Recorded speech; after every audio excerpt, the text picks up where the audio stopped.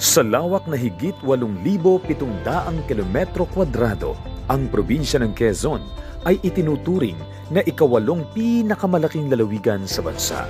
Taglay nito ang iba't ibang anyong lupa, gaya ng mga kabundukan, kapatagan at mga pulo.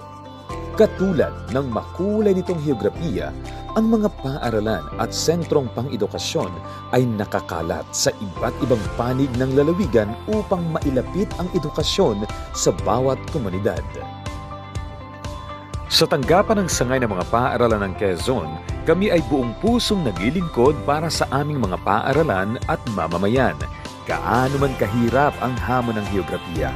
Kaya naman buong suporta naming isinulong ang pagpapatupad ng Anti-Red Tape Authority or ARTA, isang mahalagang bahagi ng Republic Act 11032 na mas kilala bilang Ease of Doing Business and Efficient Government Service Delivery Act of 2018.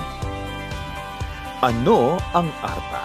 Ang ARTA ay isang batas na nag-aatas sa lahat ng ahensya ng pamahalaan, kabilang ang DepEd, na pasimplehin ang kanilang mga proseso at maghatid ng serbisyo ng mas mabilis at ebisyente.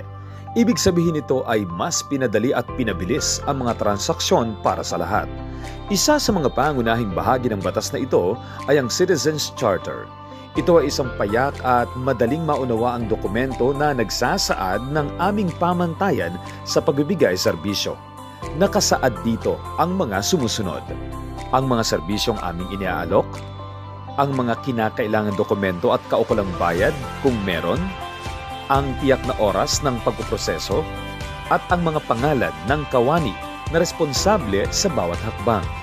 Makikita ang Citizens Charter sa bulletin board ng aming opisina, sa aming website at sa aming handbook. Layunin naming maging bukas at tapat sa serbisyong para sa lahat. Tunay na ang DepEd Quezon ay nakatuon na maglingkod sa inyo upang matiyak na maipatutupad namin ang aming pangako. Ang lahat ng transaksyon sa DepEd Quezon ay sumusunod sa mga pamantayan ito. Malinaw na kahilingan. Nagbibigay kami ng kumpletong checklist para sa bawat request. Itinakdang proseso. Malalaman ninyo ang eksaktong mga hakbang na dapat gawin upang makuha ang serbisyong inyong kinakailangan. Tiyak na tauhan. Tinutukoy namin kung sino ang responsable sa bawat bahagi ng proseso. Mahigpit na takdang oras. Mahigpit naming sinusunod ang itinakdang oras ng pagpoproseso. 3 araw ng trabaho para sa simpleng transaksyon. 7 araw ng trabaho para sa komplikadong transaksyon. 20 araw ng trabaho para sa lumang teknikal na transaksyon. 1 beses na pagpapalawig. Kung kinakailangan ng karagdagang panahon, magbibigay lamang kami ng 1 beses na extension, katumbas ng itinakdang panahon ng proseso. At panghuli, madaling proseso ng pagsusumite ng reklamo. May malinaw na pamamaraan upang makapagsumite ng reklamo kung hindi natugunan ang aming pamantayan ng serbisyo. A pleasant day to each and every one of us. I am Maria Dolores de Chavez Atienza, the Administrative Officer 5 of DepEd Quezon. At this juncture, I would like to present the ARTA's best practices here in our division. In DepEd Quezon, we strictly implement Anti-Red Tape Act as embedded in Citizens Charter, specifically Republic Act 11032, through first, ensuring faster and more efficient public service through process streamlining as shown in DepEd Quezon website Citizens Charter 2025 First Edition.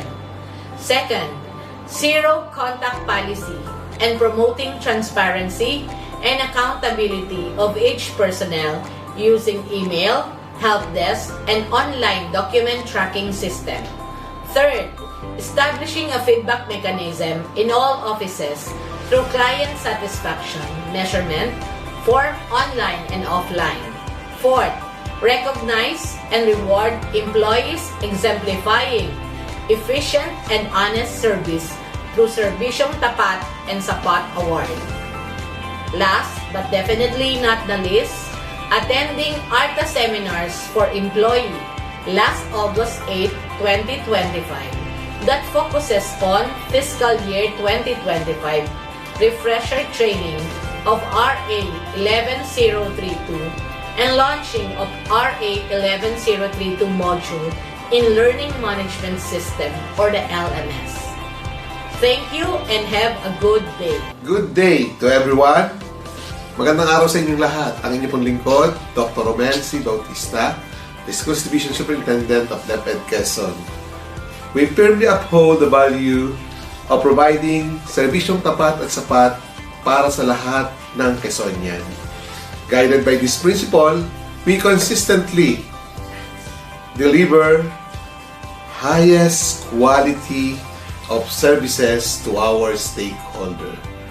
To maintain our commitment to ARTA policies and ensure the efficient delivery of services, DepEd Quezon established the Committee on Anti-Red Tape. The CART underscores the vital responsibility of government agencies and the accountability of the leaders in minimizing bureaucratic red tape and preventing corruption. In line with this mandate, the CART oversees the implementation of Republic Act 11032 or the Ease of Doing Business. This includes in streamlining and digitizing processes, developing the Citizens Charter, establishing a public assistance and complaints desk, instituting client feedback and satisfaction mechanisms, participating in ARTA-related capacity building, and disseminating ARTA information across the 56 schools district of the division.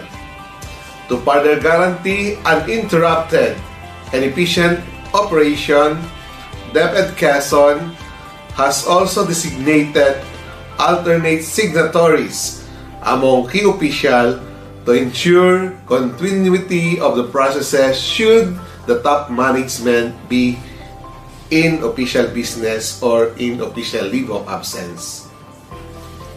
Sa ating patuloy na pagbigay ng serbisyong tapat at sapat, hali po kayo dito sa sangay ng lalawigan ng Quezon.